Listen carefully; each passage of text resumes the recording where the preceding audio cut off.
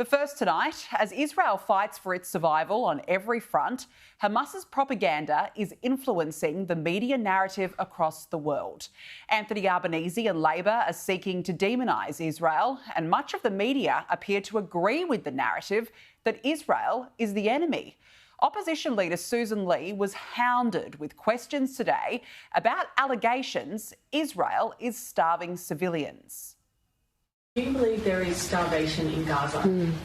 I've been incredibly distressed by the images that I've seen. You haven't answered my question. Do you believe that can I just move on? Sorry, you've been asked twice now. I've said I'm very distressed by the images that I've seen. But do you believe that that's evidence of starvation? It's a complex situation on the ground. Like everyone, I'm very distressed by the images I've seen. Ms Ley, the Prime Minister said this morning that it was beyond comprehension for Israel to assert that there was no starvation in Gaza. Your reaction to that comment, please? Well, I've just answered that. Of course, we're distressed by the images we see. What did the media think she was going to say? Or more to the point, what did they want her to say? That Israel is the problem? I mean, never mind the jihadis who killed 1,200 people, raped and tortured women and took 250 Jews hostage. Yes, the situation in the Middle East is horrific. But to peddle a narrative that Israel is starving people is just plain wrong and plays into the lies being peddled by Hamas. Have any of these journalists thought to ask why Israel, which is supplying aid, would want to starve and kill those it's trying to help? Or how Hamas has taken control of food trucks? And what the terror group is actually doing, what their objective is? Because right now, it's taking the aid to fund its own terror activities, turning the lives of innocent people into a profit-making machine. Have any of the journalists sought to ask why Hamas has rejected yet another ceasefire proposal put forward by the United States and Israel? No, of course not. They just continued to push Susan Ley.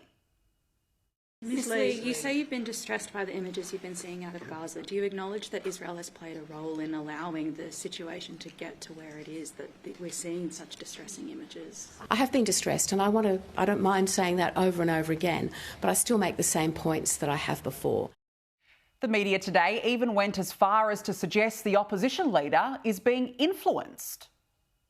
Have you met with anyone from the Israel embassy in the last 24 hours, and is that influencing your comments today? I have conversations with the Jewish community across Australia all the time. My comments are not influenced by my last meeting. Well done to Susan Ley for her moral clarity on this issue. An image that some of these journalists keep referring to is of this child. This is 18-month-old Mohammed al-Mutak. The image, of course, is heartbreaking, but Hamas is telling the world he's been starved.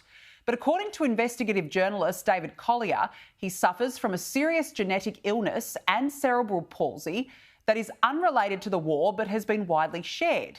Collier also says this image has been shared and cropped in a way that focuses on the boy rather than his healthy mother holding him, and she clearly is not starving. Now, Israel over the last 18 months has delivered more than 1.3 million tonnes of humanitarian aid to Palestinian civilians by air, land and sea, and has given advance warning for Gazans to get to safety. Israel has the military might to have wiped out the Gaza Strip already, but it's not done that. I mean, why is it so hard to believe that Israel is fighting for its own survival, fighting for its 50 hostages who are still being taken captive by Hamas? Not to mention it's fighting terror for all of the Western world, while Western leaders cower to the Hamas propaganda. And the war could end right now if Hamas just released the hostages. And that is why it is so bizarre the ABC's Global Affairs editor Laura Tingle decided to offer up her view not on who can stop Hamas, but on who can stop Israel. You know, you just don't think it can get worse, and it keeps getting worse. It's just beyond belief. Apart from the fact there's no food or water or sanitation, so much of the Gaza Strip has been bombed to oblivion. And all you can do is gradually ramp up the pressure because the Israelis keep ramping up the pressure.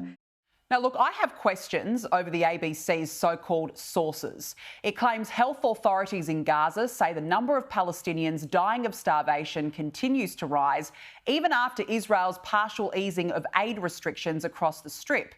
It goes on to say the Palestinian Health Ministry says another 14 people have died from starvation and malnutrition in the last 24 hours.